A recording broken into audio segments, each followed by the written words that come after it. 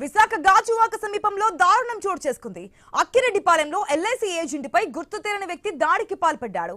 దాడిలో వెంకటప్రసాద్ కు భుజం, ఛాతీపై గాయాలయ్యాయి. వెంటనే స్పందించిన స్థానికులు బాధితుడిని ఆసుపత్రికి తరలించారు. కేసు నమోదు చేసుకున్న గాజువాక పోలీసులు దర్యాప్తు చేపట్టారు.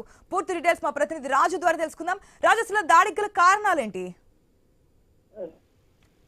గాజువాక సమీపంలో ఉన్నటువంటి అక్కిరెడ్డిపాలెంలో ఈ రోజు అయితే దారుణం చోటు చేసుకుంది. ఉదయం ఇంటి దగ్గర ఆరు బయట కూర్చున్నటువంటి వెంకటప్రసాద్ అనేటువంటి ఆ ఎల్ఐసి ఏజెంట్ పై గుర్తు తెలియని వ్యక్తి సడన్ గా వచ్చి యాసిడ్ తో దాడి చేసి ఇక్కడి నుంచి పరారైనట్టుగా తెలుస్తుంది. దీంతో ఒక్కసారిగా షాక్ అయినటువంటి ఆ స్థానికులు అయితే వెంకటప్రసాద్ అయితే సమీపంలో ఉన్నటువంటి ప్రైవేట్ ఆసుపత్రికి తరలించి చికిత్స అయితే అందుతున్నారు. దీంతో భుజం మీద, ముఖం మీద, అదేవిధంగా కాళ్ళు, చేతుల మీద కూడా గాయాలు అయితే తీవ్రంగా అయ్యాయి.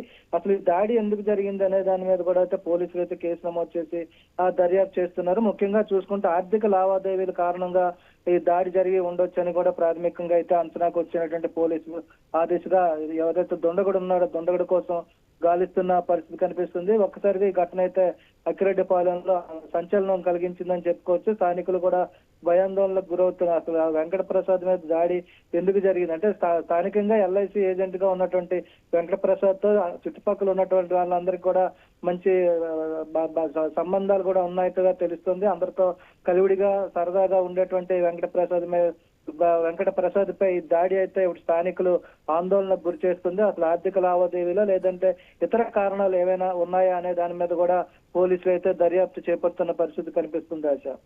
Right, thanks for the update Raju.